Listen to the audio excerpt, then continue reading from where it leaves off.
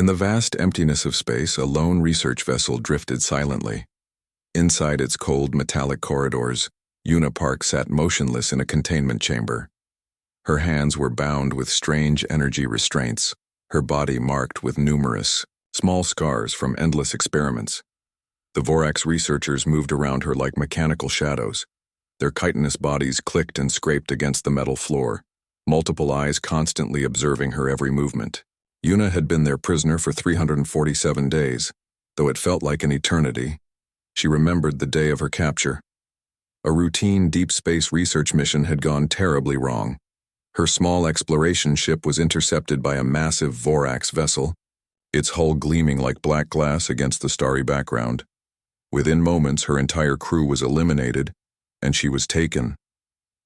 The experiments began immediately. They were curious about human biology, human resilience, human limits. Each day brought a new test, a new painful procedure. Una's body had become a map of scientific brutality. Small puncture marks, healing surgical cuts, strange chemical reaction sites. But her mind remained unbroken. She studied her captors carefully. The Vorax were not simply brutal. They were methodical. Each experiment had a purpose. Each test seemed designed to understand something fundamental about human physiology. Their scientific curiosity was cold, calculating, completely devoid of empathy. Una had learned their language by listening. She understood their communication patterns, their technical discussions. While they believed her to be a mere subject, she was collecting information with every passing moment. Her fingers, though restrained, would sometimes trace invisible calculations on her leg, mathematical equations, potential escape routes, technological vulnerabilities. Her background in quantum research gave her an advantage they could not comprehend. The lead researcher, a tall Vorax with deep purple markings, approached her chamber. Its multiple eyes scanned her body, recording data on a transparent digital screen. Una remained perfectly still, understanding that any sudden movement could trigger another painful experiment. Subject continues to demonstrate unexpected cellular regeneration. The researcher clicked in its native language. Cellular adaptation rate is 287% higher than initial projections. Una knew they were surprised by her body's resilience. Humans were proving to be more complex than their initial scientific models predicted. Days blended into weeks. The experiments continued. Blood samples, tissue extractions, neurological scans. Nothing was off limits. Yet Una maintained her composure. She knew something they did not. She knew that somewhere someone was looking for her. Earth did not abandon its people. Somewhere, military strategists were planning, engineers were designing, and a rescue mission was taking shape. The Vorax believed they were studying her. In reality, she was studying them. Her small acts of defiance were subtle. A delayed healing response here.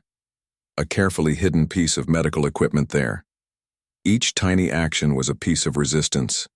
A silent rebellion against her captors as Another research cycle began. Una allowed herself a small, almost imperceptible smile. The Vorax might control her body for now, but they would never control her spirit. Little did they know, her survival was not just a personal triumph. It was becoming a message, a warning to an entire alien civilization about the true nature of humanity. The chamber hummed with scientific instruments. The Vorax researchers continued their cold, calculated observations, and Una Park waited, her mind a fortress of unbreakable determination. Something was coming, and the Vorax would soon understand the true meaning of human resilience. The news of Una Park's capture spread through Earth's military and government, like an electric shock. In the central command center of the United Global Defense Headquarters, Admiral Thomas Rodriguez stood motionless, watching the classified transmission from deep space. "One of our researchers," he muttered, "taken by an alien species." The holographic screens displayed fragmented data from Una's encrypted messages. Each piece told a horrifying story of scientific torture and systematic experimentation. The Vorax had crossed a line that could not be uncrossed. Within hours, the United Earth government activated its most aggressive emergency protocols. Military bases across the planet began immediate mobilization.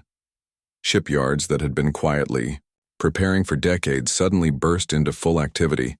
The plan was simple yet devastating. 800,000 dreadnoughts would be constructed. Not just any ships, these would be the most advanced technological weapons humanity had ever created. General Kim Jae-sung, a brilliant military strategist, outlined the initial response. "We will not negotiate," he told the assembled military leaders. "We will respond with absolute technological superiority." Massive automated factories began working around the clock. Quantum computing centers calculated ship designs, weapon configurations, and strategic attack patterns. Every resource on Earth was redirected toward this single mission. The global population watched with a mixture of fear and determination. News broadcasts showed glimpses of massive shipyards, enormous metal structures, taking shape. People understood this was more than a rescue mission. This was a statement about human dignity. Engineers worked in shifts that lasted days. They knew each moment counted. Advanced plasma cannons were designed, quantum entanglement communication, systems developed, and hyperspace jump technologies refined to perfection. Each dreadnought would be a marvel of human engineering, powered by next-generation fusion reactors, equipped with AI-assisted combat systems, and capable of destroying entire planetary defense networks in minutes. The Vorax had made a critical mistake. They believed humans were weak. They believed they could experiment on a human researcher without consequences. Now they would learn the true meaning of human resolve. Recruitment centers were flooded with volunteers.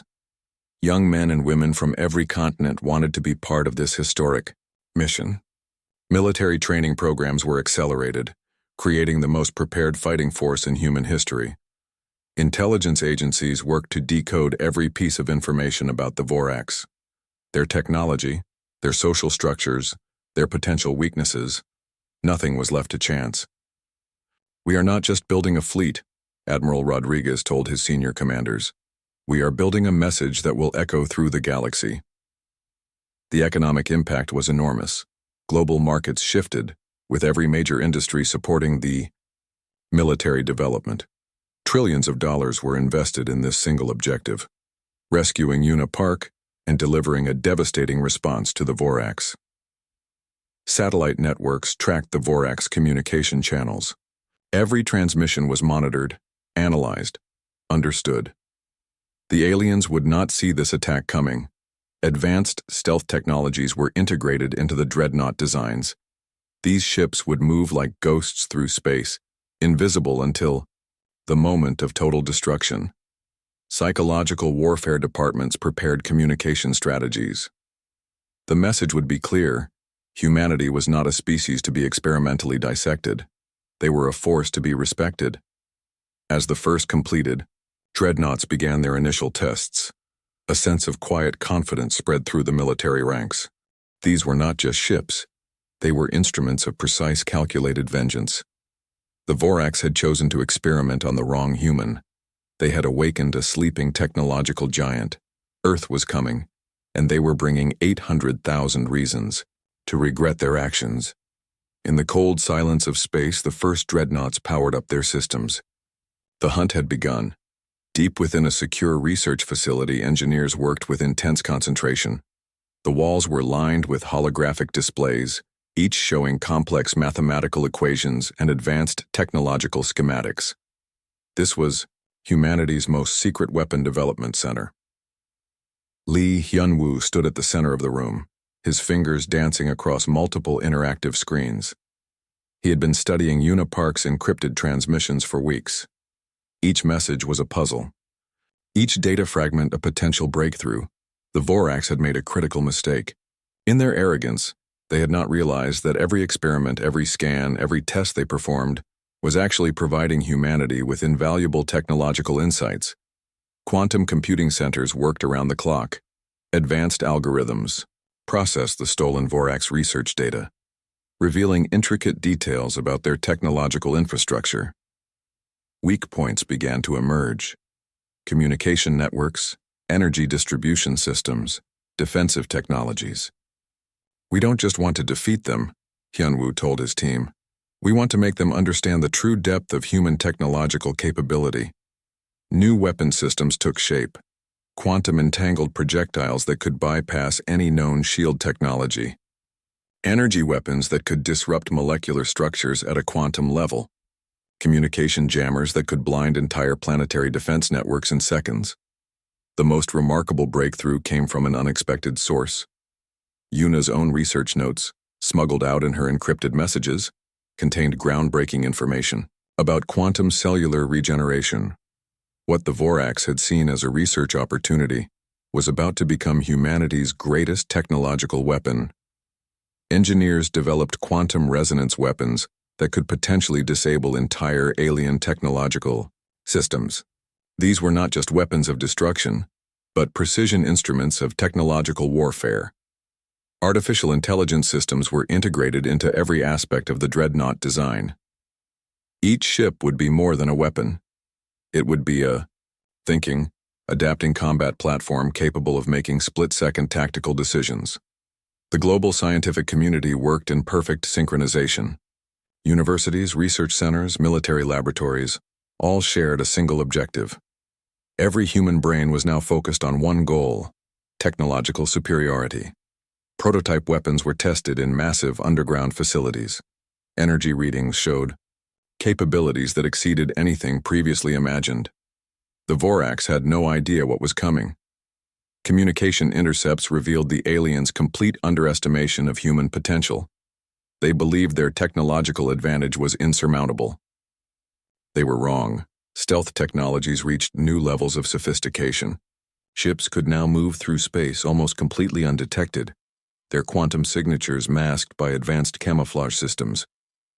Hyunwoo's team developed a special communication protocol based on Yuna's research.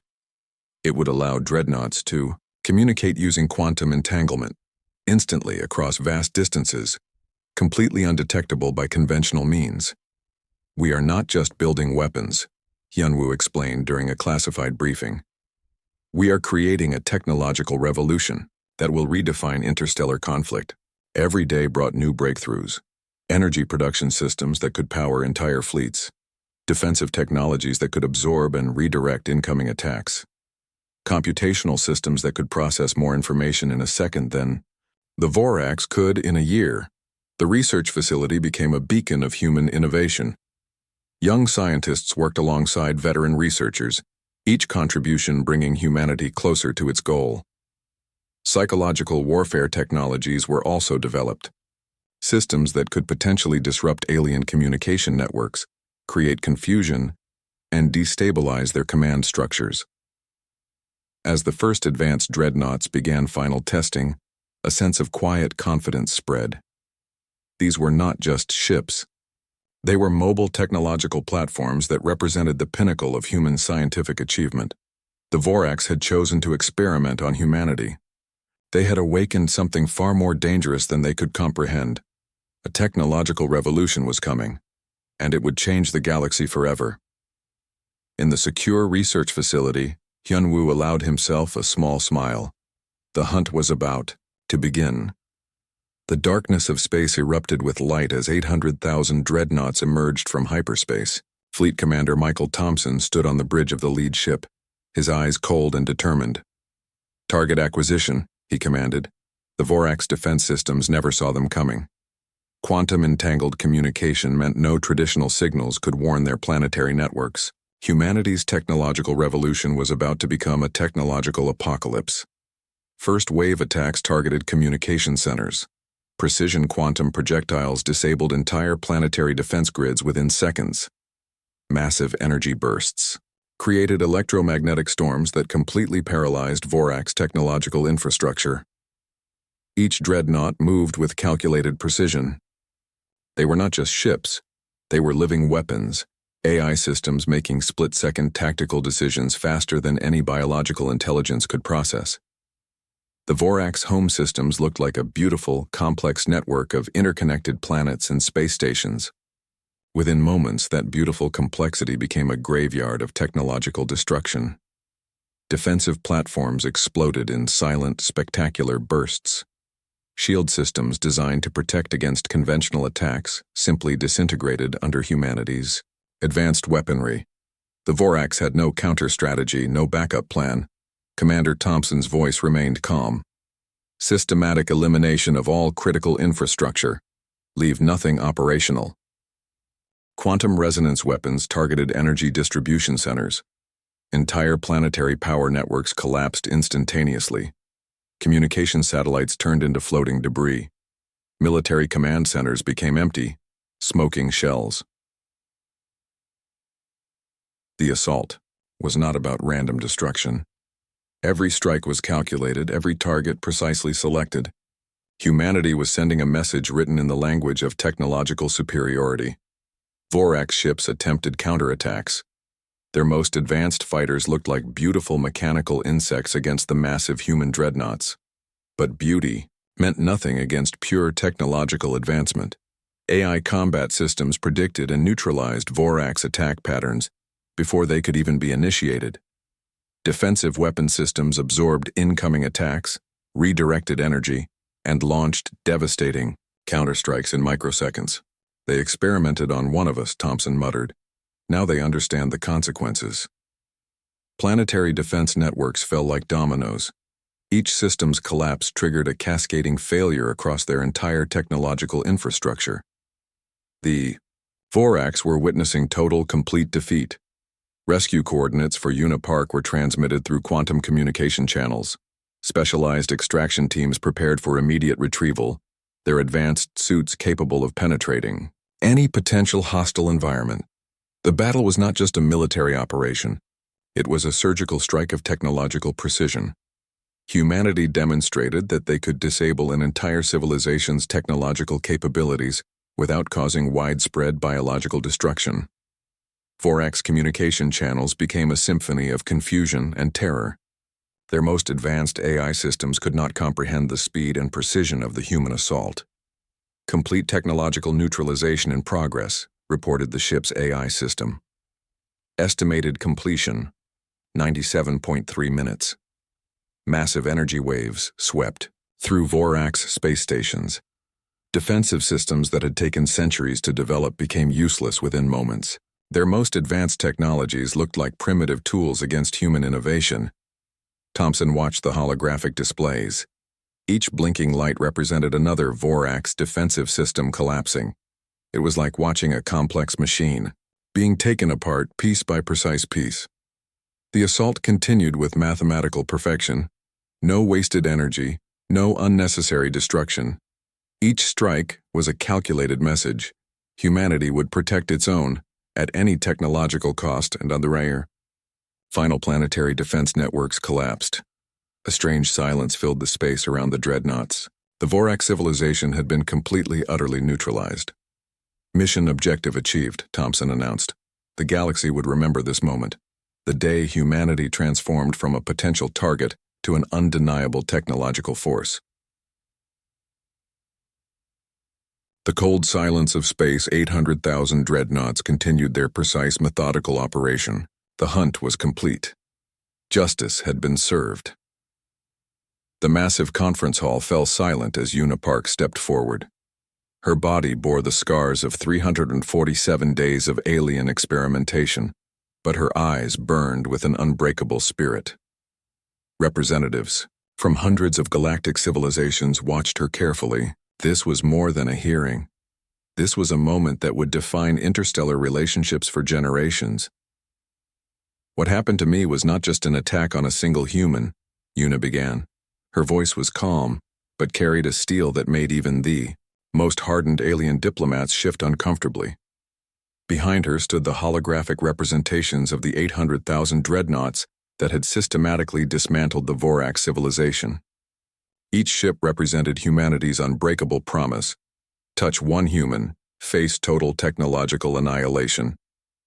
The Vorax diplomatic remnants sat in complete silence. Their once proud civilization had been reduced to a technological wasteland. Every communication network, every defense system, every piece of infrastructure had been precisely neutralized. Diplomatic Representative Olivia Chen stood beside Una, her hand providing silent support. The message was clear. Humanity would protect its own no matter the cost. We are not seeking revenge, Yuna continued. We are establishing a clear boundary. Humans are not experimental subjects. We are not targets. We are a technological civilization that will defend itself with absolute precision. The holographic displays showed detailed records of her captivity. Every experiment, every painful procedure, every moment of scientific brutality was documented. Not for sympathy, but as a clear warning. Alien representatives from various star systems listened carefully. Some looked terrified. Others showed a grudging respect. Humanity had just demonstrated that it was not a civilization to be underestimated. Our response is not about destruction, Yuna explained. It is about establishing respect. We do not seek conflict, but we will end conflict decisively if our people are threatened. The technological demonstration was complete. The Vorax civilization had been neutralized with surgical precision. No unnecessary biological destruction, no random attacks. Just a precise, calculated response that dismantled their entire technological infrastructure. Military analysts from other civilizations studied the assault with professional admiration. The human dreadnoughts had shown a level of technological sophistication that redefined interstellar warfare. We offer this as a warning, Yuna said, not a threat. Respect us and we will be the most cooperative civilization in the galaxy. Threaten us, and you will face consequences beyond imagination. Her words carried the weight of 800,000 dreadnoughts. Each ship represented humanity's technological might. Each vessel was a silent promise of protection. The conference hall remained absolutely quiet. The message was clear and understood by every representative. Humanity would no longer be a passive civilization. They were now an active, protective force in the galaxy. Olivia Chen stepped forward, presenting detailed documentation of the Vorax experiments. Medical records, research notes, every piece of scientific brutality was now public knowledge. Transparency was another weapon in humanity's arsenal. We do not seek revenge, she stated. We seek understanding. We seek respect. The alien representatives understood. This was not just about Yuna Park. This was about every human in the galaxy. This was a line drawn in the cosmic sand. As the conference concluded, Yuna looked out over the assembled representatives.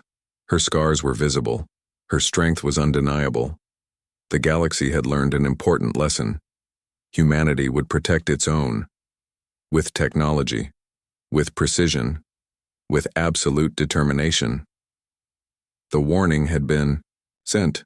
The message was clear. Touch one human, face total destruction.